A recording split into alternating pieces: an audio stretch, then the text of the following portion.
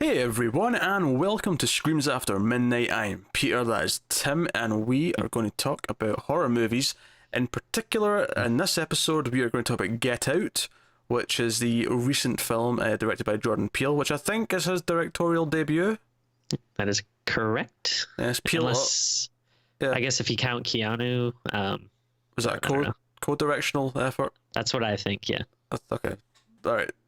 his solo debut. No, they'll be verified, but yes. Certainly, it's the first time that I'm also aware of that they certainly done a horror movie. So that's the definitely. thing. Obviously, this is Peele of Kane Peele, who I'm not that familiar with. I know them mainly from season 1 of Fargo, of all places. Oh, right. That's where someone did send me a sketch where they talk about their wives and they're scared to say bitch, and that was quite funny. So that's cool. But I'm not super familiar with them. I've not seen Keanu. Mhm. So Oh, surprise! Keanu's. I think you would enjoy it. well, it's a movie about a cat, so Yeah. of course I'm going to be into it. Yeah, I'll need to track down Keanu and give it a watch. But so this is a horror movie, and we're going to start spoiler free, of course, as we always do, and we'll give you a warning before we go into spoilers, about halfway through, something like that. So I want to say, like, the first time I heard about this movie, I got the trailer. I got the trailer when I was seeing something else a few months ago. And I have to admit, when the trailer started, I was like, and it's Chris talking to his girlfriend. He's like, and they're clearly going to her parents to visit, and he's like, "Do they know I'm black?" Which I should probably explain the plot of the movie before I even say this. So, Get Out is a film about Chris and Rose. Rose being white, Chris being black. And he's going to meet her parents, and he's a little bit concerned. All right, white parents maybe not expecting the black boyfriend kind of thing. And it's basically a paranoia film where he's noticing these weird things about them. And again, I'm just taking this from the trailer rather than the movie itself. They are either racist, part of some sort of racist cult, or something like that is going on, and it's evil, and that's the kind of the premise of the movie. And when I saw the trailer for the first time, so that line at the start, "Oh, do they know I'm black?" I'm like, wait, so this is probably a rom-com then, about the wacky antics of the slightly racist parents and the new boyfriend. It's going to be that, and then it took this turn, and it went into all the horror elements about these evil white people like kidnapping this black man, and I was like, oh dear, whoa. This is a very extreme idea. I was not expecting this. I have to admit, I was very relieved to find out a black man directed it. Oh, definitely. Yeah. Because I didn't know that when I was watching the trailer, and I was like, oh, this feels kind of exploitation here. If this is, and it was when I found out it was Peele that directed, I was like, oh right, okay, it's coming from that perspective. Interesting. Yeah. And then the movie started getting really good reviews. Like the Rotten Tomatoes score was up at 100% for a long time until one negative review bumped it down to 99. What a jerk. I know, what a jerk. And I was like, oh, okay, all right, people are really getting into this. They're talking about it as if it's really good. And I am happy to say it is actually really, really good. Oh, yeah. I think there was a lot of people that when the trailer came out, some people I feel like didn't take it seriously. Some people were like, oh, I don't know, this might be, a little dicey or something. But I was actually pretty excited for it. I think because it touches upon this very specific kind of racism that it's going for. Right. At least on the surface, when you just see the premise, you're like, yeah, like racist white family are kidnapping black people or whatever, or something like that. It's a much more real horror, especially with all of the kind of stuff that's been happening, in I was gonna say the U.S., but I guess kind of the world, like the last couple of years. It's a very sensitive thing, but I thought it was a very interesting idea. I thought it looked really good, and I thought it would be a good movie. But yeah, I wasn't expecting the just backlash of positive review after positive review. Honestly, right from the opening scene, because I went into it not knowing what to expect from the style of the film, from a directing point of view.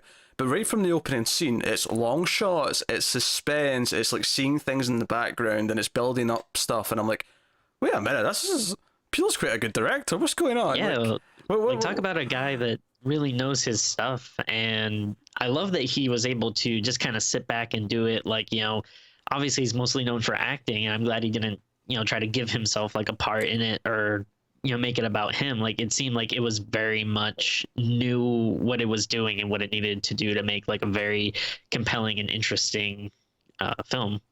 Yeah, I think there are some of the humor is in there, like Chrissy's best friend, Rod. Like he has a lot of comic relief in the film.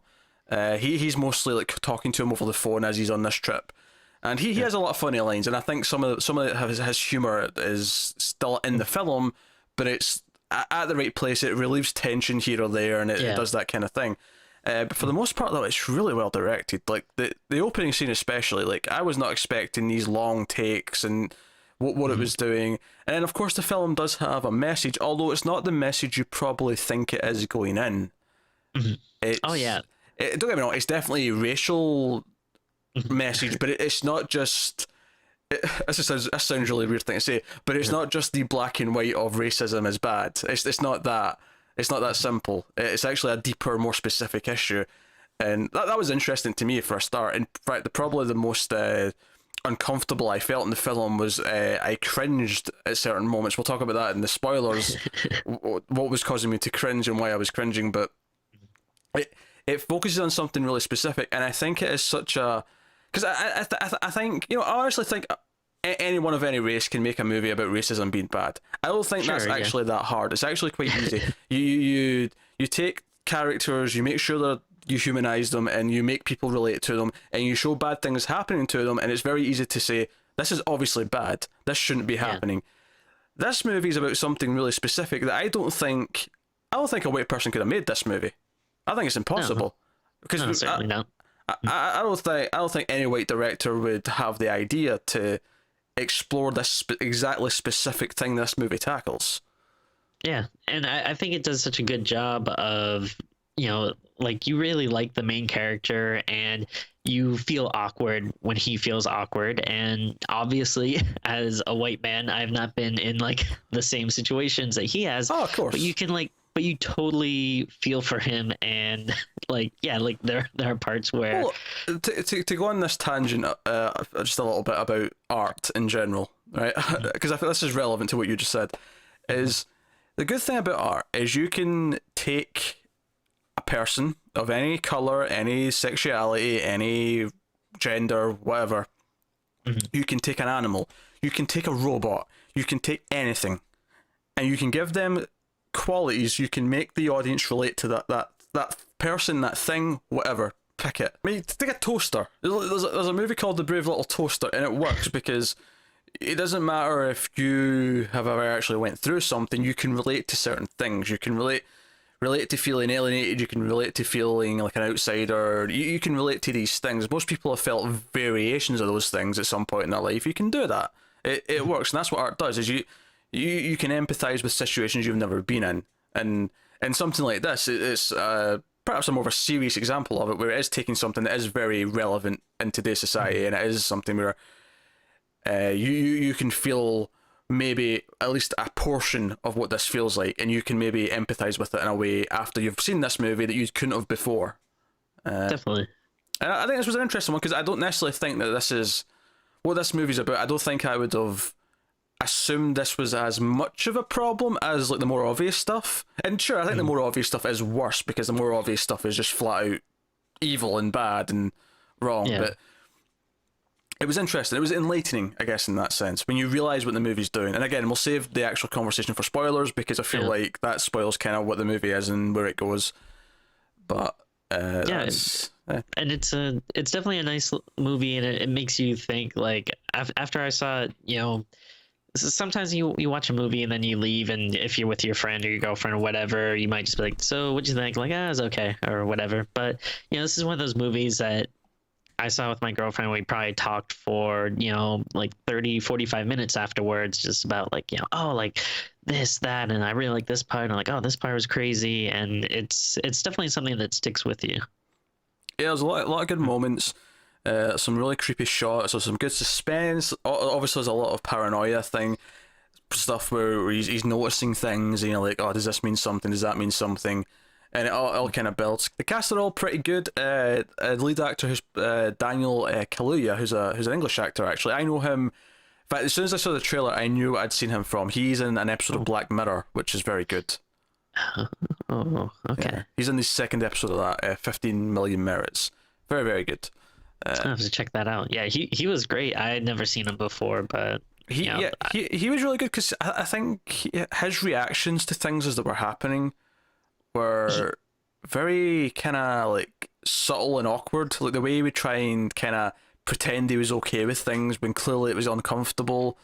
Yeah, like he never oversold anything. Like there was a lot of stuff that you could imagine another actor might, roll their eyes and be like, okay, or something. But, he just had like a lot of very subtle, like, movements in his like face. Or like you just see the look in his eyes where, he just played it off like very real, very like, oh, you can tell he's uncomfortable, but he's not like going crazy with it. But another thing with the character that I think is also very relatable is the way like his girlfriend will say, oh, I'm going to bring this up, I'm going to talk to them about this thing they said, or this thing that happened, and he'd be like, no, it's fine, just leave it, and I can relate to that because that's the sort of thing where the thought of confronting someone with a complaint about anything definitely is like horrifying to me. I don't want to do it. Yeah. I will suck it up and bitch and whine to someone else later, but I won't do it. Yeah, that's one of those things, like, you tell your friend or your girlfriend or whatever in private, and then when they're like, oh, well, we should, like, go tell that person, you're like, no, what are you, crazy? Like, I don't want shock. Stop it. Yeah. No. Yeah. I don't want to talk to the waiter. I'll just eat this food that I didn't order and be happy with it. Yeah, no, it's just one of those subtle little things, and I think all the cast are great. I think the two parents, especially the dad, he's pretty great. I think. Yeah. He's got a very sort of soothing, kind of friendly tone. He sort of, he's got a dad voice, I guess, is what I'm saying. But definitely. He's good. I think the only one who may be a bit over the top is the brother character who shows up. I think he's maybe a bit too cartoony. Yeah, he was a weird character, but again, it fits to go with that, the vibe of that like awkwardness, that tension that's like building up in the movie. Yeah. No, so that's pretty much the spoiler-free version, I guess. It definitely goes places in the second half, which is kind of expected, but there's some twists to it that maybe you didn't expect. And yeah, I think for a while I thought I knew what was happening, and then I was actually pleasantly surprised. Like I was like, well, I shouldn't say pleasantly surprised, but I was genuinely surprised when I was like, oh no, that's what they're doing. Oh, I didn't expect that. Yeah, because I think there's some parts of it you think you've pieced together early on, but then by the end it goes in a similar direction as to what you thought it was, but there's maybe some twists and turns and that kind of thing. So no, I think we'll obviously we recommend it. It's a very good movie. If I have any complaints, I think that maybe the back act of the movie, the third act, the ending, sort of good. I don't know if it maybe holds up to the first like 2/3. I can see that. I still enjoyed it. It's certainly not bad, but it is definitely like a shift in. It goes because the first 2/3 are very sort of slow and brooding and building of tension and paranoia, and then that last third is a bit more schlocky, where there's more violence and there's more things going on, and it's a bit more like when you find out what's actually happening, it's a bit out there, and like the whole thing just feels a bit less realistic once you get to that point. Yeah, no, I agree. I still dug it, and I don't think you're bad mouthing it or anything, but well, no. Yeah, but it's different, but I think it still works. Yeah. I said stepped out. I didn't say bad. I said I just thought I know. Not as good as the first 2/3 is what I'd say. But no, that's so spoilers. Let's go into spoilers. Full spoilers from this point on for Get Out. Now let's talk about cringe. Because this movie made me cringe more than a lot of other movies have in a long time. And it was... Obviously, Rose warns Chris that her dad's going to be like, oh, I like Obama and all that, to try and like impress you and stuff. And you're sort of expecting that. And he does indeed say that. He also mentioned That was a very funny callback. I thought when he says the exact same thing she says that he was. And they mention, he mentions other black like historical figures and celebrities, and it's a little bit cringeworthy, and you're feeling kind of, but you get the feeling, at least at that point with the dad, that he's trying to be really friendly, and you kind of forgive it to that point where you're like, okay, this is a bit cringy, but you can tell that Chris knows this is coming from like a good place, like a good friendly place. It's when they have the dinner party, or the sort of, well, not dinner party, but the party they have outside, where all of these other old friends of the family come, and they're all these old white people, except one Asian guy, which I thought was an interesting thing. But all these old white people come, and they're all. There's this great montage of it cutting between him and Rose, like sort of just been introduced to each of them, and they all say something different, and it is the most cringeworthy 5 minutes of any film in a long time. Every single one of them, because there's one old guy who you think is just being normal. He's been fine. He's acting cool. He's talking about golf. He's, I used to be a golfer. I love golf. Do you play golf, Chris? And he's like, do you swing? It's like, yeah, I used to do it. And you think, this is the one guy who's normal, and then he has to say, I know Tiger. And you're like, oh god, this is so cringy. They all either bring up a black celebrity to be like, oh, see, I'm cool. I like black people. Like they all do that, and it's really cringy and really awkward. And then there's of course that one old woman who like sort of steps in and feels his muscle and looks at Rose and goes, "Is it true? Is it better?" And it's very, very uncomfortable. And obviously that one's clearly over a social line, but the rest of them are all very kind of believable and awkward. Yeah.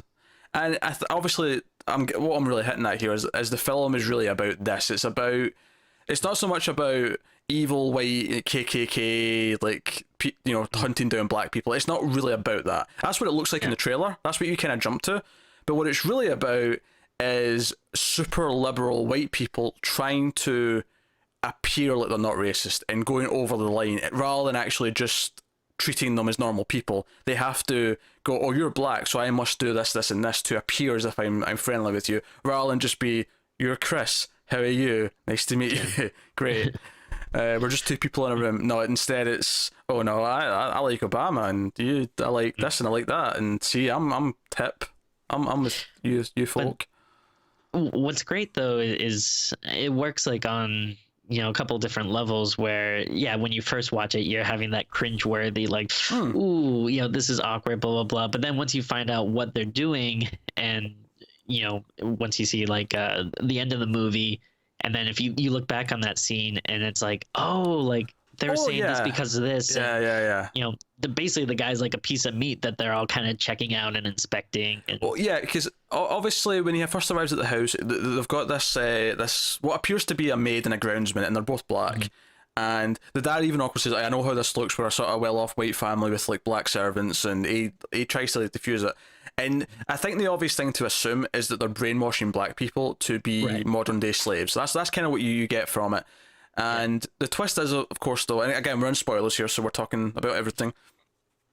The twist is, though, is what's actually happening is that, because they actually set up that the wife is a hypnotist, a therapist and a hypnotist, and the dad's a neurosurgeon. And the neurosurgeon kind of gets forgotten, because he mentions it when you meet him, and you think, it doesn't feel like it's relevant in the rest of the movie. What you think is happening is that she's hypnotizing them to make them like servants and slaves and whatever. And that's what's happening. And all these rich white people, these old white people are, because when they're at the party and Chris is away with Rose, and then they're all silently voting with bingo cards on Chris. There's a big photo of him on at the front. That scene it's so creepy and disturbing. I think that's one of like the kind of first, aside from like the beginning of the movie, that's one of the first like big like, ooh, something bad, is gonna happen. Yeah, because I think what makes this work especially is that it's silent, because they don't speak. Yeah. And obviously they're not speaking because they don't want to be shouting out what they're doing. So they're all doing it completely in silence, and it just makes it that extra bit creepy.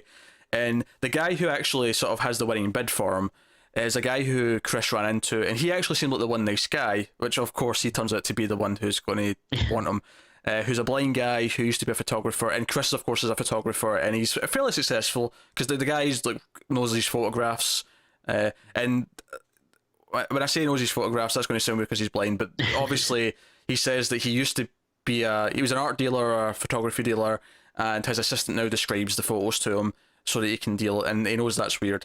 But so what it turns out that between the hypnotist to get rid of the person in the head, as it were, and then the neurosurgeon, they actually are putting the minds of these old white people who are dying or sick or ill into young black people, and they're using their bodies as like a vehicle, basically. This is now my robot that I can now use to still live. And it's kind of a neat twist, because you think that, because it feels like the maid and the groundsman are, it feels like they are brainwashed. It feels like they can't function properly in terms of speaking. It feels like they're being really weird. But what actually turns out is they don't know how to speak normally. They are speaking like really old, because they turn out to be the grandparents. And because how old the parents are, they're obviously from really long ago. They would have been dead like 20 years ago, 30 years ago, had they like let them die. Yeah. And you get that they're trying to pretend to act normal, but they're not quite hitting it, and it comes off as they're brainwashed and they can't speak properly, but they're actually just really old white people, and they're speaking in really posh ways that and they try to not speak to Chris, to try and like get him to not talk to them as quickly as they can, because there's a great moment where it doesn't actually click right away when it reveals what they're doing, that's what those two people are, until he runs into the kitchen, and the woman who's supposed to be the maid is actually just sitting knitting and isn't acting weird anymore. And you get that she's been putting on a show for him. They've been appearing to be these two characters for his purpose, for this whole charade before the family strikes and takes him in and does what they're doing to him. Yeah, and then we also get that like really good scene with the person that we saw at the beginning of the movie is now at the party, but like you said, he's kind of dressed like an older. Like, by the way, I want to point out that opening scene with this guy who's in the suburbs where this house is, and he's on the phone. He's asking for directions, trying to find a house, and we see this white car. Notice it's a white car, by the way, not a black car, a white car, evil white car. Is sort of following him, and he notices it's following him, and he's like, and he just tries to shrug it off. He tries to go the other way. He doesn't want trouble, and the car and when the camera turns round, we see the car stopped and the doors open. And then we see that, and it's such a beautifully suspenseful sequence, and he comes in and grabs him, and it's just, it's really good stuff. But yeah, he shows up at the party, and he appears to be brainwashed in that sense, and he's talking really funny, and he's also with this really old woman who's much older than him. It's like, older white woman is kind of like showing him off. And and again, it's like you said, Chris is really happy to see him, but there's like this weird disconnect between them. Like, he goes to give him a fist bump and he doesn't really know what to do. He just kind of like shakes it. And again, he talks like a sort of old white guy who's before our generation. Like, I don't think like most white people who are like in their 20s would talk the way these people are talking. But you can tell this is an older generation who doesn't understand how to communicate with young people, let alone someone of a different race, someone of a different culture, like whatever. They just come off as sounding weird, and it's obviously he is actually this old guy, and we find there's little triggers, there's little hints of the original person still in there, and he kind of breaks down at one point, and the title of the movie actually comes from when he breaks down and he starts shouting "Get out" at Chris. He tries to warn him, and he's like, "Get out, get out." Which is, again, that's another like great realization that you have afterwards, because at first it just seems like he's crazy and like doesn't like him and wants him to leave, but really, like, once you actually find out what's happening, it's like, oh no, he's warning him. He's kind of like, you gotta get out of here. I have to disagree with that slightly. I actually knew as soon as he did that's what he meant.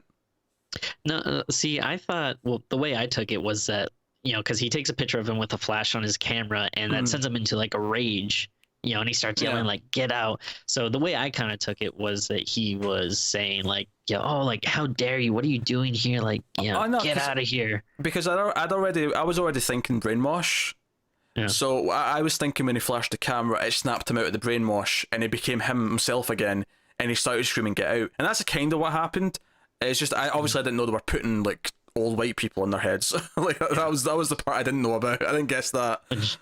Which I think that's one of like the scariest things about it. It's like not just the fact that someone is that taking over your body, but the fact that you are still trapped inside, but you're completely helpless. Hey, there's a great visual representation. You see what happens when she hypnotizes him, and he's like in this like dark pit, and he's just kind of like floating with his arms, and he's trying to get a hold of what he can do. Yeah, he's in what they call like the sunken place, I think it was. Yeah. And that's just a great visual representation. Like, cause it could have been so boring, just you're hypnotized and they're just staring straight ahead. But everything, like the way she stirs the teacups, Which, by the way, I love that when that first happens and she's tricking him into being hypnotized. Like he's not agreed to do this, and within a couple of seconds of her spinning the teacup, because he jokes about, "Are you going to put a pocket watch in front of my face?" And she's like, "Oh yeah, no, that's just like you've been watching too much TV. That's something that happens in movies." And you hear the sound of this teacup being stirred. And after a couple of revolutions, I knew what she was doing. I'm like, "Oh, she's doing it with a teacup," and I got what she was doing. And it becomes, it's obvious later on because it becomes a running thing where she keeps using it. But it was a really cool, subtle way of starting the scene. And this is right after one of the best shots in the movie as well. That shot when he's outside. And the groundsman in the dark starts running towards him full speed and then just turns at the last second. It's just really scary. Yeah. It's really good stuff. It's good stuff. But yeah, I think that's just, it was just so cool that they took, like, even something that might have been a little boring like that, they found a really cool way to show it and make it visually interesting. Yeah. And Joe, I like as well, I like that he has an arc in the movie. He has this thing where we find out about his mother. His mother died when he was young because she was hit by a car, and he could have potentially saved her, but he was at home watching TV. He never went looking for her. And he did find out later that she could have survived. She lay there and bled out, and he could have done something potentially to save her, and he never did.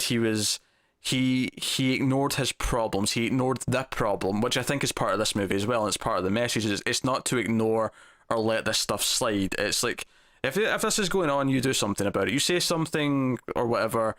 But that's a big theme of the movie, is that he let things happen because he was negligent or he was too scared to say anything. And that's kind of a running thing in the movie as well, where he keeps not wanting to say something and he's eventually forced to, and he feels guilt because they hit a deer on the way there. They're driving up to her house and they hit a deer, and hitting the deer and the deer lying there bleeding out in the woods reminds him of his mother, and it kind of sets this thing in motion. Throughout, which is why it's great later on when he's tied up and there's like a deer head in the wall and it's staring down at him. It's just a very good visual thing to remind him of his own sins and his own past and his own faults and the things that's eating away at him. And it's reminding you throughout the movie. It's really good that way. Yeah, it's a great scene, but something about just a car hitting like CGI deer in a horror movie just like makes me laugh. I'll be honest, it was so quick that I never really noticed CG of it. If that makes sense. No, it looks well. It's just it looks well. It didn't look well. It looked dead, Tim.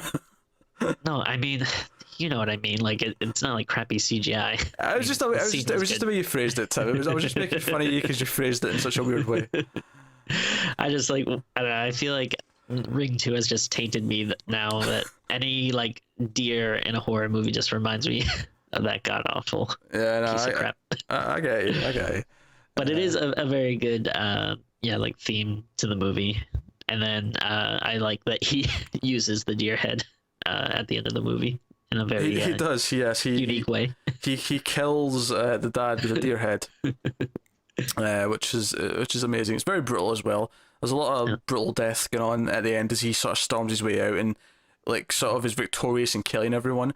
But obviously we're not talked about probably the biggest twist of the movie, because I think early on in the movie you're sort of like, wait, is Rose in this? Because she seems to be on his side the whole movie, and you're kind of waiting, is she going to turn? Is she going to turn to be a part of this? And is she luring him here?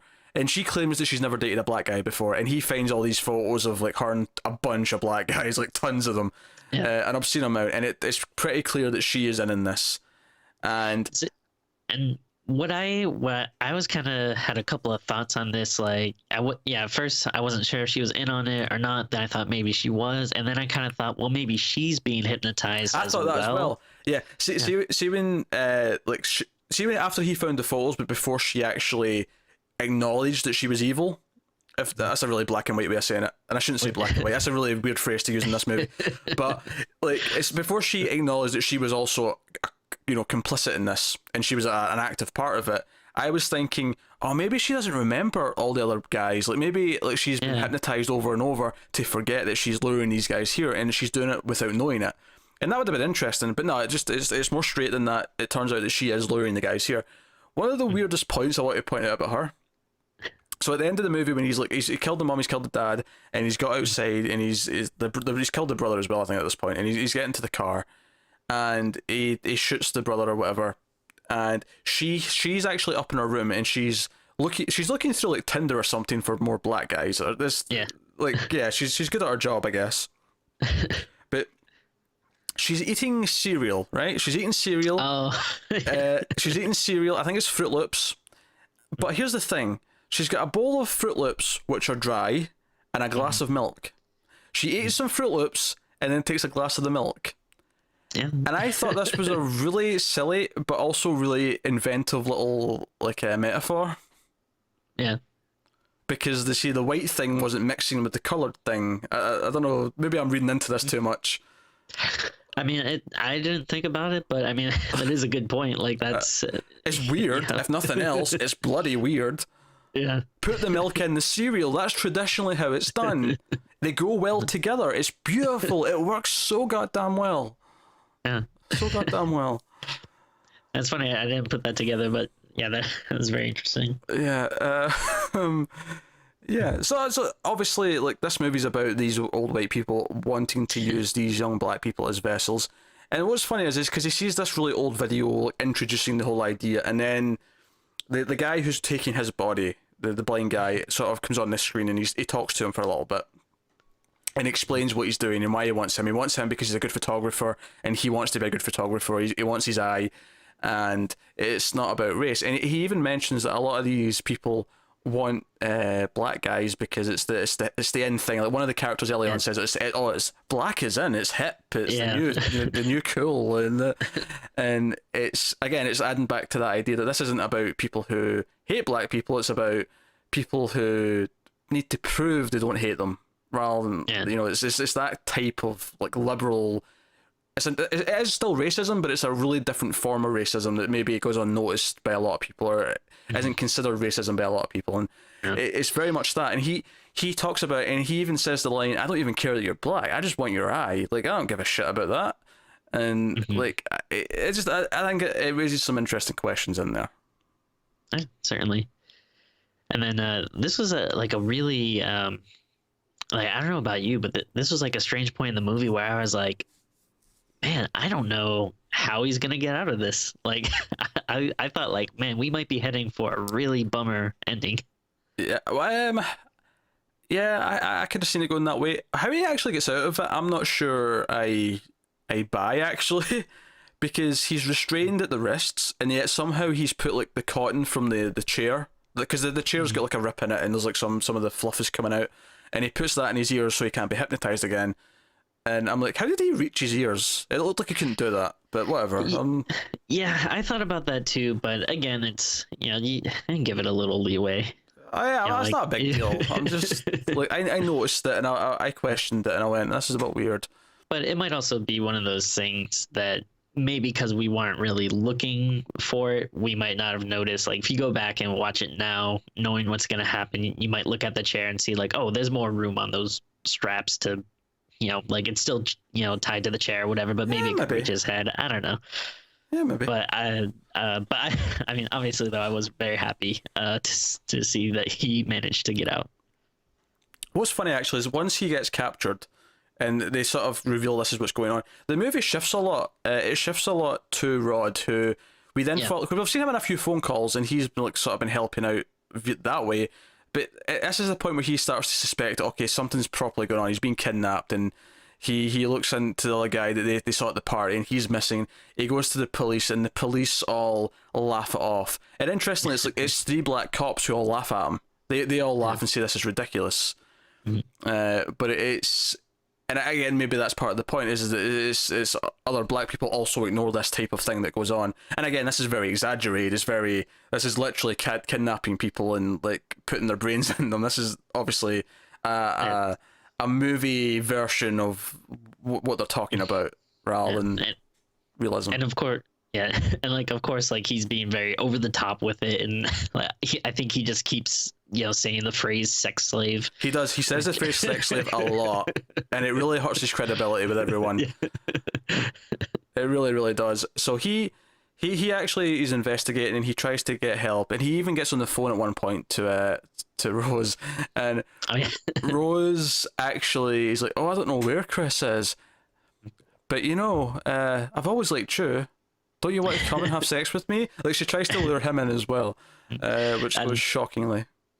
I thought that was like really funny too, because he starts like recording the phone call because he thinks something is up, and then she kind of turns the tables on. She's like, "Come on, like you always liked me, didn't you? You thought there was something between us." And then he just hangs up the phone. He's like, "Ooh, she's smart. She's smart." Yeah, and that's kind of the last we see him actually until the end of the movie. And this is kind of the funny thing that I thought played really well. And this is kind of a really subtle, well, I say subtle, but so basically Rose, after Chris has killed everyone else in the house and he's trying to get away in the car, Rose comes after him with the shotgun and she's chasing him down the street and he manages to fight back and they're kind of struggling and they're both bloody and we see a car pull up, a cop car, and you see the flashing lights of the cop car. And I think this is intentional. When that cop car pulls up, I legitimately thought this movie's ending with a cop shooting him because he's on top of a white woman. I legitimately thought that's what the ending was going to be.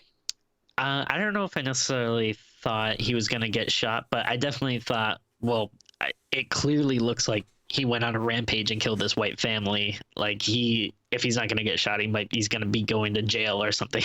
But then we also, even in the beginning, we also had that like racist cop, when they get pulled over that seemed like a little suspicious of him. Yeah, where he's like demanding the ID even though he's not the one driving, even though, and he's like just wanting to get it over with, and he gets what's happening, but he's like, let's just rush through it, nothing can come of it. And she puts up a fight, which is obviously the movie trying to get us to support her and think that she's not a bad person and think that she's on his side, and obviously she's not really. It's all part of the ruse. But no, I legitimately thought he was going to get shot by the cop. And it obviously, another reason why I thought that as well, because I was obviously thinking of Night of the Living Dead. Not to spoil an old movie, but I mean, spoilers. That ends with the main black character being shot, and it's kind of sad that the ending of that movie is just as relevant and poignant just now as it was in 1968, but it is. And I thought this movie was going to make a very similar point, where a white cop was just going to see what was going on, because she even starts playing it up. She starts saying, "Help, help, he's attacking me." And I think, no, the cop's just going to shoot him. And then the door opens and you see the initials. It's the airport security. And it's Rod that steps out of the car, and you breathe such a sigh of relief. And it's like, yes. Like, yes. Talk about an effective movie. Like, so many movies, you barely feel anything. And this just like the wave of relief when you see that, like I may have like, not very loudly or anything, but like audibly, like went like, "Oh, thank God." But here's the thing, that is only effective because we expect the racist thing to happen. We expect a white cop to overreact or jump the gun, if to pardon the pun, and just assume that he's guilty and just take a shot or arrest him. Like, you expect the racist thing to happen. And because of that, you expect it to be bad. You expect him to be doomed because of this. And then it just happens to be his friend. And you feel so relieved. The movie has you in the palm of its hands at this point. And that is really effective. Really effective. And that's basically where the movie ends. It ends with them in the car together, driving off. And Rod keeps talking and saying things that are kind of funny. And obviously Chris is like, I don't want to talk. He's done. He's defeated. And it almost felt like, if this is a metaphor for dealing with people who are trying to prove they're cool with black people, is that this is like almost in real life, this would be like him being driven home from a party where he's had to put up with so much white bullshit. And this is just him at the end of the day. He's just tired. He doesn't want to talk. He wants to go home. Now, of course, how they're going to explain this to authorities in this, because this family is dead. Like, you could probably try and analyze the aftermath of the movie, but there's no point. It's not the purpose of the movie. The movie has a message. The movie has a thing that it wants to explore. It has this liberal racism that it wants to go into, and it does it. It does it effectively, and it's creepy and suspenseful while it's doing it. And I think that's good. I think the most interesting part about this movie is that it feels like a movie from a different perspective that I have not seen in a horror movie before, and because of that, it felt fresh, it felt new, and it felt like I got something out of it. Without a doubt, yeah. This is, you know, as I feel like the last couple of years, you know, well, I mean, we've talked about it a lot, how, you know, there's been a really, you know, great resurgence of like indie horror movies, and I feel like at least once a year we get like a new instant classic, you know, starting with like It Follows and then The Witch, and I feel like this is, you know, what we get this year. Like, I am, you know, I was so excited to see this. It lived up to all the hype. Is it just me, or is it weird that all of these have been early in the year? Because early in the year is usually shit for horror, and to be fair, otherwise it has been. Like, every other horror movie we've seen, other than Split, actually, Split was good, but like Bye Bye Man and Rings, like, it's so full of shit at this time of year. But the last 3 years now in a row, with this, It Follows, and The Witch, we've had this one just shining beacon of light. This great movie that has something to say and is deep and just good and well made. Not that a horror movie has to be deep. It doesn't. All it has to be is suspenseful. It just, if it's well made, then that's great. That's all I need. But all three of those do actually have something to say. They all have themes. They all have things they're exploring and talking about in different ways. And, you know, It Follows is about sexuality and growing up and about losing your innocence. The Witch is about... what do you call, like, paranoia, witch hunt kind of stuff? Yeah. It's puritanical. Yeah. It's about that kind of thing. Like you were saying, how these come out so early in the year, it's especially weird to me with horror films when you have such a specific month when people want to see horror movies, and then like all of the best horror movies are almost as far away from it as you can get. Yeah, it's weird. Well, I wouldn't say they're all far away. They tend to be kind of evenly sprinkled. Because if you look at last year, we had Witch early on, then we had Conjuring 2 in the summer, and we had... I just mean specifically like these, like 3 examples of these, like, you know, really... right, yeah, okay, sure, yeah. I don't know. And then October comes, and we get like one shitty sequel that none of us want. Yeah. And we have to put up with that as the horror movie for October, and that's upsetting. But it looks like we've got Insidious 4 this year, and I like Insidious series, so that's cool. Sorry, I'm not as pumped for it. We'll see how that goes. But no, Get Out is really good. I highly recommend it. I think it's creepy, it's suspenseful, it's got good character work, it's got a character arc, and it's got something to say, and it's a unique perspective. And when I say unique, it's not that unique, but it's unique in terms of I've never seen it portrayed this way in a movie before, and that makes it kind of fascinating and fresh and new. So, and it's great to see like a cool, strong, kick-ass black protagonist in a genre which, you know, the kind of the cliche is that, you know, the black person dies first, and it's you know, cool to see something from that perspective, you know, and true. Then you know, being the dudes that survive and at the end. Do you know what, Tim? One day I'm going to make a slasher movie that's got an all-black cast except one white person, and the white person's going to die first, just to be a complete opposite of the cliche, just for fun. I'll watch that. Hell, I'll be the white person if you. I cannot wait to kill you, Tim. I cannot wait. It's going to be so much fun. I mean, I dream about it every day, Tim. Let's be honest.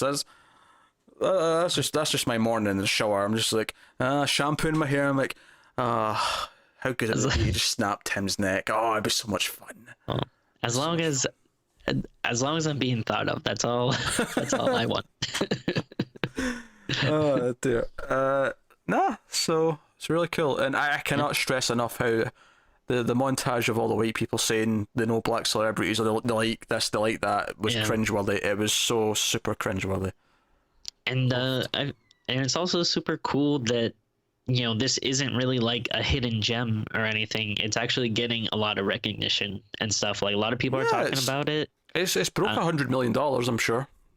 yeah, I think It's there was doing like a well. big thing about that. Like, I could be wrong, but I thought I saw articles saying like Jordan Peele was like the first black director to break that or something. I cannot tell you, but it sounds plausible. I could be wrong. Don't quote me on it, but I thought I read something about that. But that's great, and I already liked him before. I think I was kind of like you. Like I've seen a few sketches here and there, but I've seen him in like a lot of other movies, and I always liked him. Thought he was enjoyable. But this brings it to another level where it's like, all right, well now I'm like before I liked him, now he's a guy that's on my radar. Where whatever his next project is, like I am excited for it.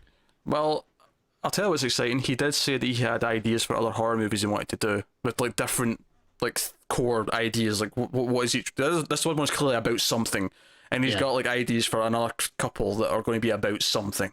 Whether that's specifically to do with race or maybe he's got a different thing that he wants to tackle, doesn't really matter. If he's got ideas, by all means, go make them. 100. I don't even need to hear anything else. I'm already sold. I'll be honest now. Yeah. If I hear that he's doing a comedy, I'm gonna be like, "What are you doing, wasting your time on a stupid comedy? Get back to horror." We only have like three good directors. You need to. Yeah, we need to do another one. There we go. That's Get Out. So I think we've tangented enough there towards the end. Really good. So Timmy, what is your Ratings. rating for Get Out? It's a little tough because obviously it's great, but sometimes you're a little hesitant with like a newer movie. Like you don't want to automatically be like give it too high of a score, but I can't really think of anything that I didn't like about it. And like I said, it's something that has stayed in my mind. I didn't forget it. I've thought about it even like weeks after seeing it, and I'm excited to see it again. So it's a little high, but I think I'm gonna give it a 9. Oh, okay. I'm going to go just a tinge lower. I'm going to 8.5 out of Yeah. 10. Like I say, See, that's what I think the third act is still good. After the first two acts, it just feels a little bit of a sidestep. So that just docks it slightly for me. But everything else, I can't complain. It's really, really good. So there you go. Let's Get Out. Let us know what you think of the movie if you've seen it in the comments below. Like and subscribe and all that stuff. Helps us out a lot. Get us on Twitter at mild_fuzz for channel updates. You can get me on Twitter at Wibble89 or Tim over there at Tim Vergulish. But that's us, guys. Thanks for watching. Keep watching scary movies, and we will see you next time.